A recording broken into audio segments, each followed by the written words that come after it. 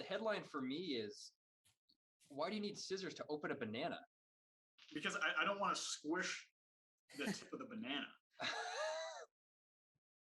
Because if you do it wrong, then it gets all like brown and mushy and stuff like that. I get it, yeah. You get like the banana pudding. My comment is that I didn't take your scissors, but I'm really excited to have that information on how to mess with you. But I mean, I'll figure it out, because I also, spent valuable time researching, the proper way to open a banana. And for those that don't want to squish the top of it, what you can do is you can actually peel it from the bottom, Yeah. Yeah, that's what I do. Yeah.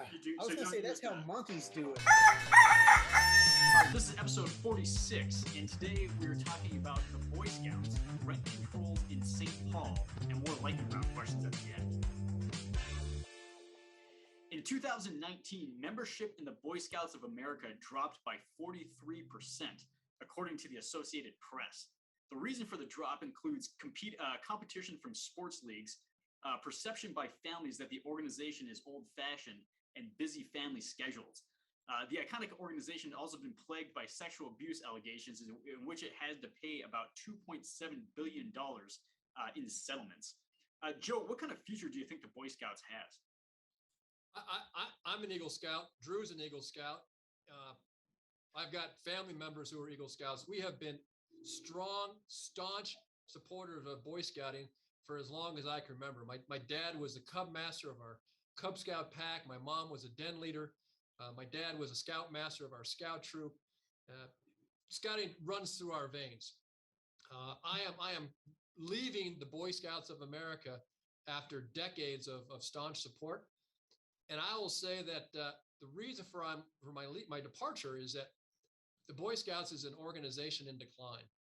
Through most of the 20th century, the Boy Scouts has been the primary organization that has assisted families in developing mighty men of character and service. When you read the reasons for why people are leaving Scouting, it sounds like they have only interviewed the people who aren't joining instead of interviewing the people who left. At their height, the Boy Scouts had 4 million members, not to mention an army of adult leaders who were behind the program. And now they're at a paltry 750,000. Millions have left since 2013. And most of this has been in response to Boy Scouts national leadership becoming much more woke, where they tend to be pandering to the pleasures of corporate donors instead of actually meeting the needs of individual local scouting units and their families. They're not listening to their primary market. Instead, they're listening to the place who has the ability to write $1 million checks. Some of these national leaders, they make way more money than most small business owners. It's an organization that actually has a great benefits package, great salaries. So granted, they do work hard, particularly at the local level. But if the Boy Scouts continues on the trajectory they're on right now, they're going to be nothing but a historical anachronism. Yeah, so unlike Joe, I was never in the Boy Scouts. My brother was for a while. I knew some people who were, but it was not really a big part of my childhood growing up. So I don't really know it from the inside, but I followed it because it's interesting. And I agree, Boy Scouts looks like it is in decline. That said, do I think it will eventually disappear? I don't know. It is still, I believe, the largest scouting organization in the U.S., but again, it's declining. And the big problem is they've alienated a lot of their, core membership and their parents and families. The sex abuse scandal that you alluded to certainly didn't help. The bankruptcy related to that didn't help. But like Joe said, it has a lot to do with a lot of the cultural issues that they are adopting. Homosexual leaders, allowing girls to join their new positions on transgender scouts, things like that are really alienating a lot of the religious families who kept this organization going. And that's why you see like the Mormon Church, for example, condemning it and telling their membership to abandon the Boy Scouts in mass. There are other religiously affiliated organizations that have benefited from this. I think some of the bigger ones are like Royal Ambassadors or Awana. So those organizations will probably grow. Boy Scouts will probably decline, but I'm not sure that the Boy Scouts will die out anytime in the immediate future. I think the Boy Scouts is on its way out. Now, it may turn into a different organization, but the Boy Scouts since the 20th century is probably going to be dead here in a few short years, in my opinion. The U.S. is changing, and in order to be a national organization like the Boy Scouts of America, you have to fit that mold at the national level. And in order to do that, you have to give up some of the principles that made the organization what it was. Like Alex said, Boy Scouts, they're feeling the pressure to change their stance on girls in their organization, on their positions of homosexuality and religion. And by changing those things, it changes the whole essence of the program. Now, I'm not arguing against or for those things, but let's say you have like a mountain bike club, and now the club needs to include basket weavers and pickleball players. Now, that might be good, that might be not good, but it's no longer a mountain bike club. And people that liked the mountain bike club are probably going to leave and go find another club that does mountain biking. Also, like Alex alluded to, the huge sexual abuse claims against the Boy Scouts of America will probably cripple them. There's always a few bad apples in the bunch, but in the case of the Boy Scouts, it's so bad that I think people are questioning the very orchard in which those apples are grown. I think people will decide to plant their own apple trees, whether that's, what is it, Trailblazers? Trail Life USA. Trail Life, yeah, something like that. They'll find something else where they can still have the quality of the program, but not hitched to a bad wagon. So if the Scouts does survive and come back, like I said, it's not going to be the same organization that it was. I think the old organization is withering like a raisin in the sun. To Drew's point, I think the people who would traditionally join Boy Scouts are basically just going to take that same spirit and say, hey, we don't really like what our organization has become. We're going to go start our own organization with the values that we believe in, and we're going to just kind of start building that from the ground up. And it's going to take some time because you're not going to get the same recognition as Eagle Scout has.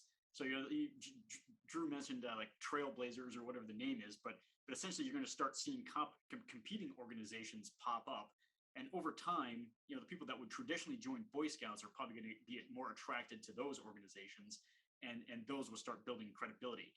And the people that would start these organizations, they're deeply committed to their values, and they're not going to let, even though the Eagle Scout has tremendous recognition throughout the country, they're committed enough to their values and their ideas where they're not going to let that inhibit them from starting their own club. So I think you're just going to start seeing lots of competing organizations start popping up.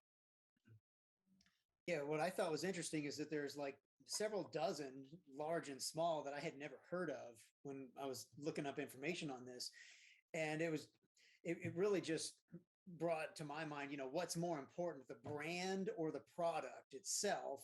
And that seems to be probably what's going to happen. Like I said, I don't think, Boy Scouts is going to die out completely forever. It probably won't ever be what it once was. Maybe it will, I don't know. But yeah, it seems like the competitor organizations are already rising. All right. So last November, residents of St. Paul, Minnesota voted to cap rent increases at 3% per year. Since then, multifamily building permits in St. Paul have dropped by a staggering 55%. And that's actually a conservative number that they adjusted for pandemic data. The actual, the raw data said that was actually around like 80, like somewhere in the 80s. So, but conservatively, multifamily building permits have dropped by about 55% since last November, when they voted in this 3% cap on multifamily building permits. Meanwhile, the neighboring city of Minneapolis has seen a 68% increase in multifamily permitting since the passage of the cap. Is this surprising to anybody? Absolutely not.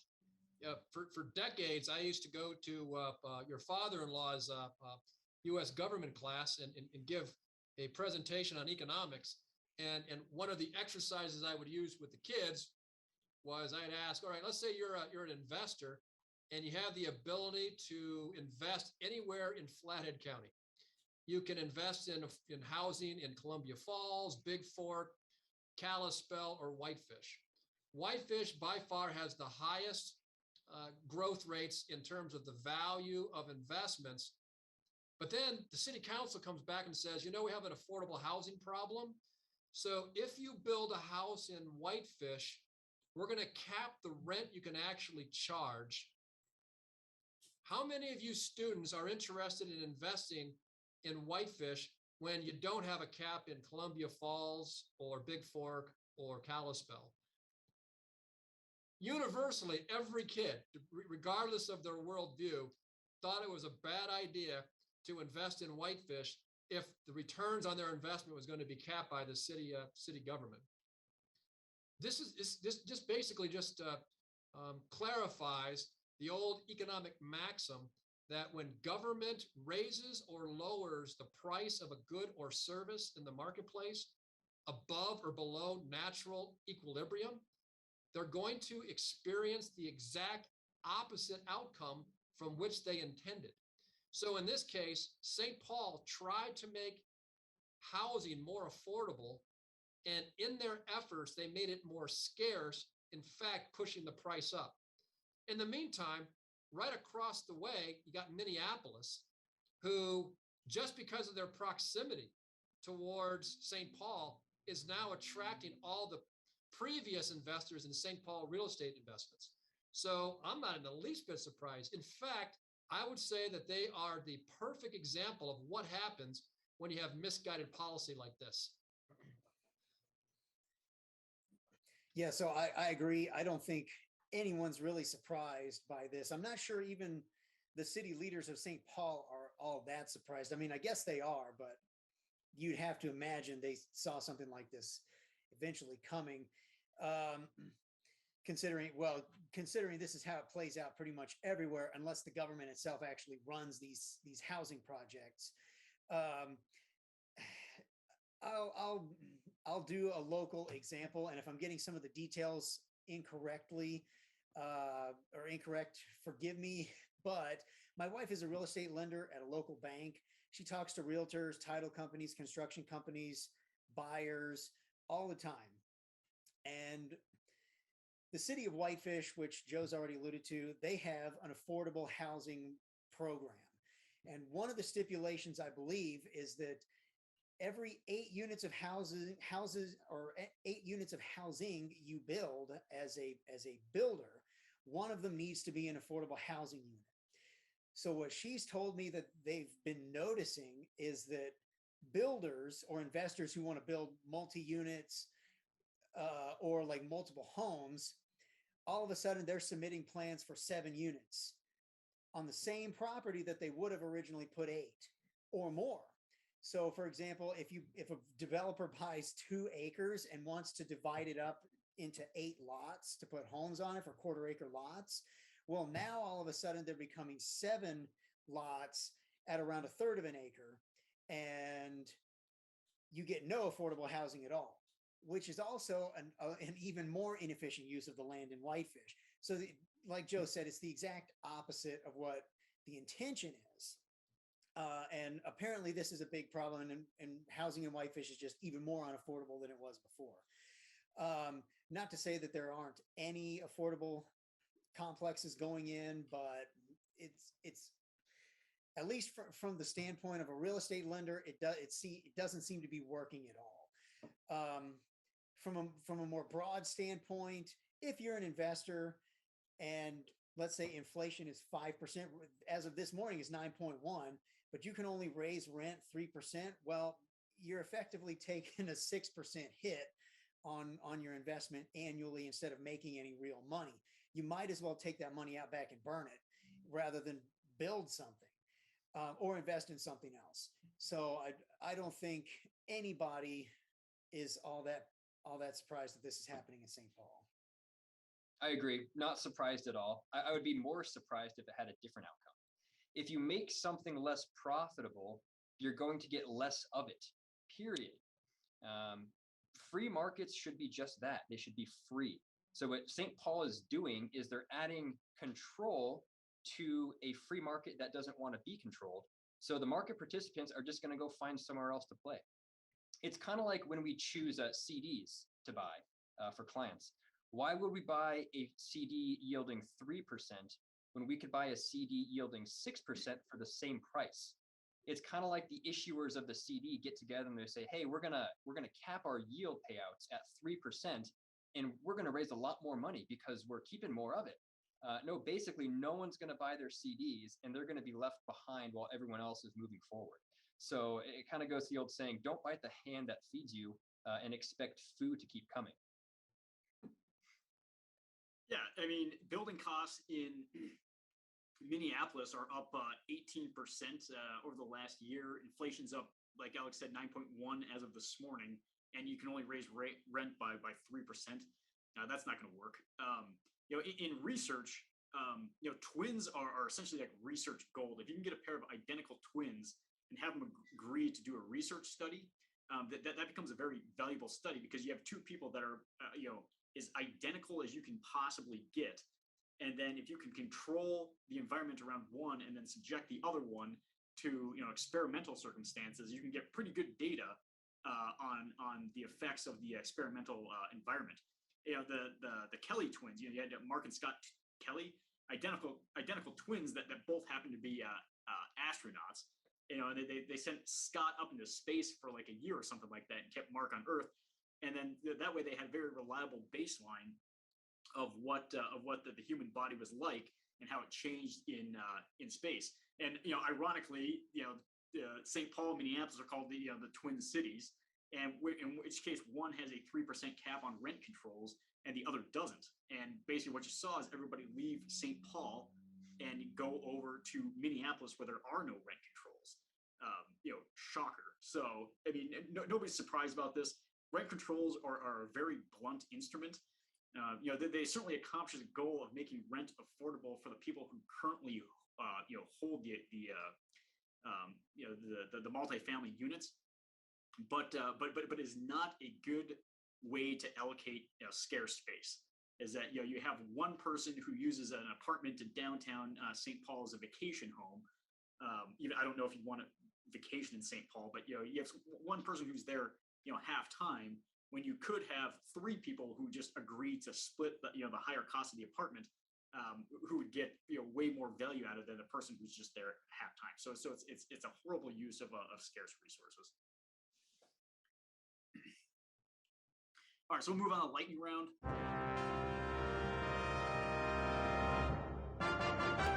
All right, CNN recently ran an article titled "Nobody Likes Self-Checkout. Here's Why It's Everywhere." Personally, I love the self-checkout. Every time I'm in the grocery store, if there's self-checkouts open, I'm hitting the self-checkout. So I disagree with the article. I love the self-checkout, and I can't wait to see more of them. Joe, what do you think? I can't stand them. Given the option, I'll wait 2 minutes and go through the checkout where I get to actually talk to a checkout clerk, as opposed to quickly going through the self-checkout. Why? I can't stand it. What? I like the human interaction. For me, the whole social aspect of going, I don't like shopping at all. I'd rather chew on tinfoil or shave my head with a cheese grater than go shopping. If I'm just going to shop, heck, I'll just go on Amazon. But if I want some social contact, I like going there and teasing the clerk, or more often is that I walk into a place like a hardware store. I have no idea what I'm doing. They offer all sorts of assistance and advice, and it's just fun going through the checkout. I'm actually paying for the entertainment value of talking to another human being when I go through the checkout line. So me personally, I generally like using self-checkout when I can. There's a couple of times when it's harder to use though, and that's when you have a cart full of stuff they give you a platform about that big to put everything on. And so if you have a cart full of items, it's pretty difficult to deal with. Otherwise, if you've grabbed a 6-pack of beer, or a bottle of wine or anything, somebody's got to come around and you got to wait a minute for someone to check your ID or whatever. So if I have either of those situations, I'll go to a regular line. Otherwise, I want the self-checkout. Just get done quick. I like having options. I like having the option of going to the self-checkout or the employee manning the register. Usually I go to the line that's shortest. So I like having those options. Now, I wish that there would be a grocery store that offered lower prices for self-checkout. I'm a big fan of the Aldi chain, this grocery store Aldi, because their prices are way lower than other grocery store chains because they're so efficient. You have to bag your own groceries, you have to pay for your own cart, but it's totally worth it. So I just like having the opportunity to make those choices myself. I will say is that I went to school in St. Paul, Minnesota. All these big out in St. Paul, Minnesota. And I come from posh Whitefish, Montana, where somebody bagged my groceries for me. And then when I get to college, I'm sitting there and they're like, well, you're going to bag your groceries. And it was a paradigm shift for me when I was in St. Paul. So it's not just Aldi that does it. Cub Foods is big out there and you have to bag your own groceries there. But I don't know. I like it. I mean, you get it done. Maybe it's because I have 3 kids and I don't have much alone time, but I don't mind not talking to somebody. I can just scan my whatever I'm getting and get out of there. I love the self-checkout. I should also mention that the next thing, I think Walmart, even the local one may have rolled it out already, is if you pull up their app, you can basically shop, fill your cart, and then just walk out. And there'll be like some detectors that figure out whatever it is in your cart, scan them, add them to a purchase through the Walmart app, and you don't even have to use the self-checkout anymore. I know Amazon's got some stores that do that too. Go ahead, leave. Just walk out. Here I go.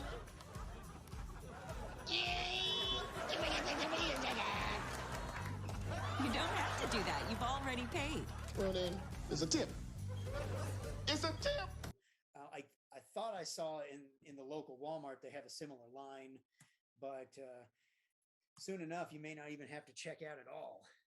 Yeah, SNL did a pretty good skit on that where people, they're like, people are just trying to get their heads around the idea that you grab it and you walk out with it. And everybody was, afraid that, they're going to get arrested, when they walked out of the store. So it was pretty entertaining. But you're right. And then also the self, the pickup. My wife's been doing that where basically you just, type your order in online, drive there, open your trunk. They just put your order in the back of your car and you're gone. And that's been a time saver also. They deliver now too, if you didn't know. Well, in municipalities where they have really progressive district attorneys, why would anybody pay for anything anyway? Just take it. Yeah. Just walk out with it. Just get $999 worth of stuff. Goods. That's not the spirit of the self-checkout. I think you missed it. This only works in high trust society areas. Yeah, it's a Star Trek. This is the beginning of the Star Trek economy. Yeah, you guys are a bunch of racists. I didn't mention race. Yeah. Where did race come in? I think you just, yeah. You use trigger words like high trust communities. We're going to get censored on YouTube for this. All right, so move along. So we're along the line of preferences. Many guitarists feel it's almost impossible to pick one of the following guitars. Between a Stratocaster, a Telecaster, and a Les Paul, a lot of them have trouble picking. But if you could only pick one, which one would you pick? I have a Les Paul. I love my Les Paul. It's a beautiful, beautiful instrument. Nothing against the sound quality of the Strat or the Telecaster, but you're going to have to pry the Les Paul out of my cold, dead fingers because I just love that guitar. So when I looked into this, because I'm not particularly inclined musically, I started looking at the differences and my eyes just glazed over. So I have no idea.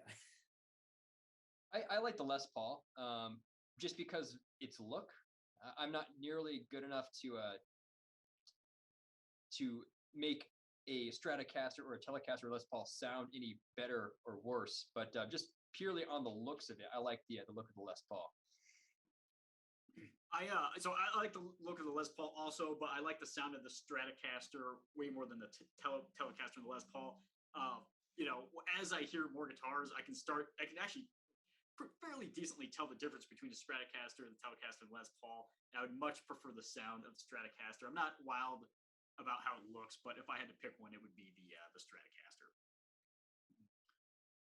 All right, last question. This is basically for Joe, but staying on the topic of preferences, do you prefer to make your own probiotics? And I'm assuming by probiotics you mean cheese, right? That's what we're talking about. Oh, it's way more than just cheese. I do make my own cheese, but I don't even know if cheese is a actual probiotic, or not, at least the cheeses I make aren't. I do curdle the milk, but I'm not using active cultures.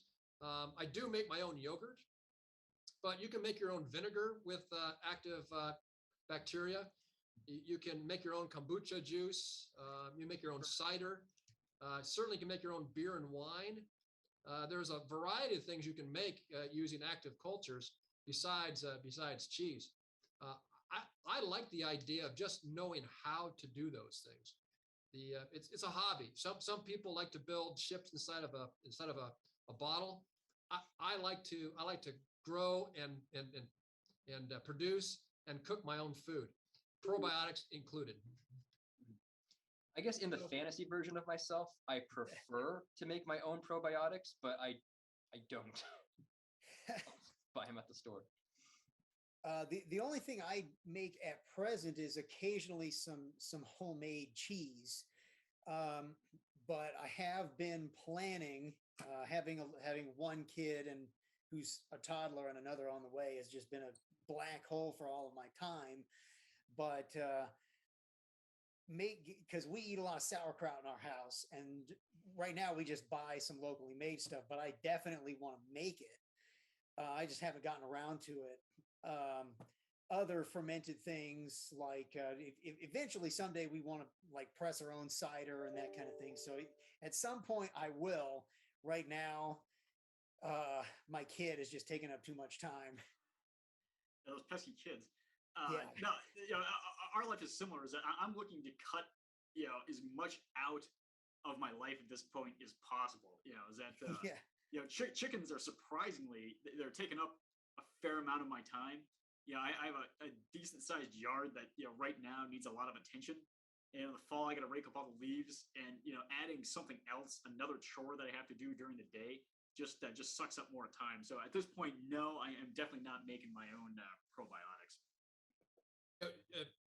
Alex mentioned sauerkraut, and I've done that, and it's wonderful. Also, I've done kimchi, and kimchi is very, very good. Yeah, actually, Beth has done some of that, and it's turned out pretty good. Nice. All right, well, that's it for our show this week. We'll have another one for you next week, and try and release them every Thursday. And we appreciate you joining us. Thanks.